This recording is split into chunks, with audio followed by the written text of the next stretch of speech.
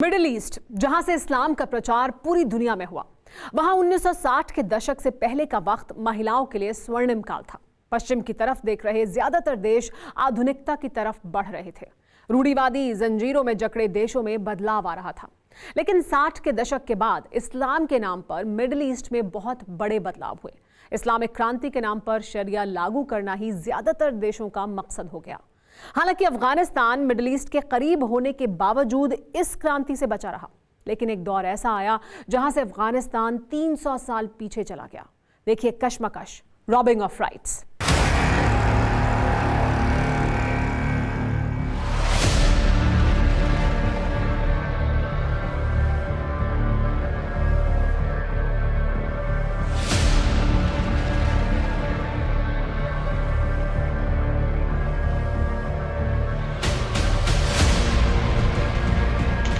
उन्नीस अफगानिस्तान, वो वक्त जब एशिया के ज्यादातर देश नवनिर्माण के दौर से गुजर रहे थे। अमेरिका को देखकर विकास की कहानी लिखने की कोशिश कर रहे थे। ज्यादातर देश में महिला अधिकारों के लिए आंदोलन चल रहा था, लेकिन कल्पना से परे जिस अफगानिस्तान पर मिडिल ईस्ट से आए कट्टर इस्लाम का प्रभाव था, वहां महिलाएं आजाद ख्यालात में जी रही थी।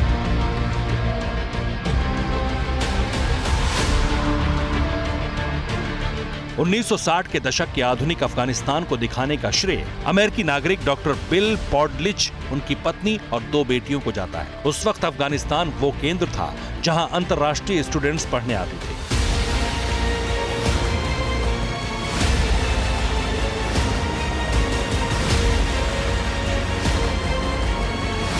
लेकिन ना तो अफगानिस्तान से इस्लाम पर असर पड़ा, ना ही दीनी तालीम पर। इस दशक का इतिहास अफगानिस्तान का उज्जवल भविष्य दिखा रहा था।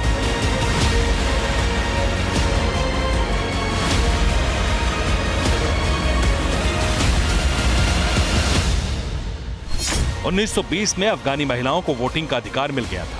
1960 में अफगानी संविधान में महिलाओं को बराबरी का दर्जा दिया गया।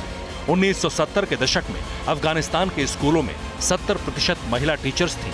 इसी दशक में सरकारी दफ्तरों में 50% कर्मचारी महिलाएं थीं। अफगानिस्तान में 40% डॉक्टर्स भी महिलाएं ही थीं। लेकिन 1990 के दौर में आधुनिक अफगानिस्तान 300 साल पीछे लौट गया। तालिबान ने खुले विचारों वाले अफगानिस्तान को रूढ़िवादी देशों से भी बुरी हालत में पहुंचा दिया।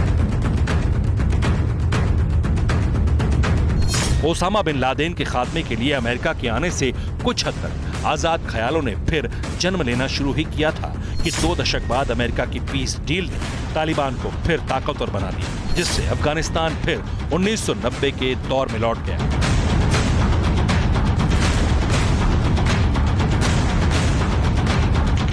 – 2021 अफगानिस्तान।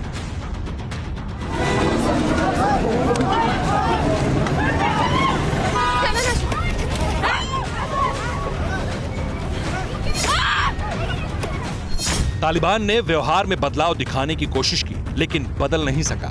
सत्ता मिलते ही महिलाओं के लिए हिजाब अनिवार्य हो गया। उनके अधिकार आधे कर दिए गए। अपनी मर्जी से जीने का उनका अधिकार खत्म कर दिया गया।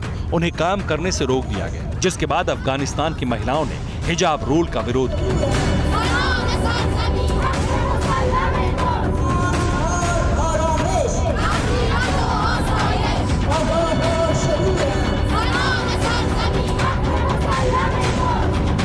इस तरह के प्रदर्शन को तालिबान ने ताकत से दबाने की कोशिश की। महिलाओं पर अत्याचार को देखते हुए अंतर्राष्ट्रीय बिरादरी ने नाराजगी जताई, लेकिन न तालिबान बदला, न अफगानिस्तान के हालात।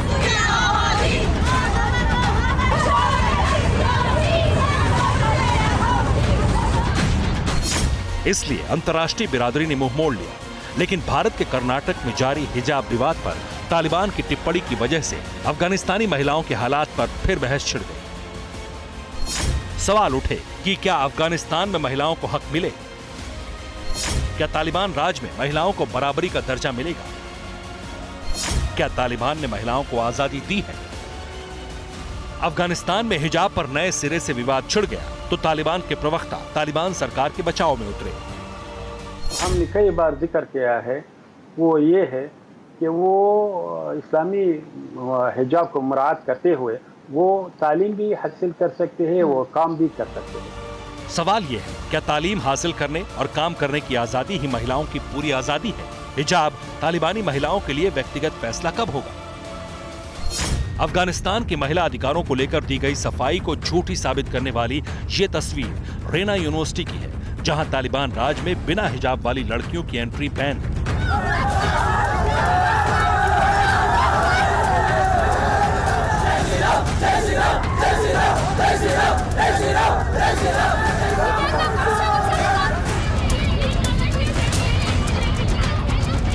अब उसको जिस तरह से कोई इनाम देने लगा, कोई वो कहना आप ये कर क्या रहे हैं? आप उस चीज को प्रमोट कर रहे हैं जो चीज की तालिबानी मानसिकता और तालिबानी षड्यंत्र और साजिश है। तालिबान ने फिर हिजाब पहनने का फरमान जारी किया है, लेकिन इस बार फरमान के खिलाफ कोई आंदोलन नहीं छिड़ा। कशमकश के बीच अब विवाद सिर्फ अंतर्राष्ट्रीय मंच पर है।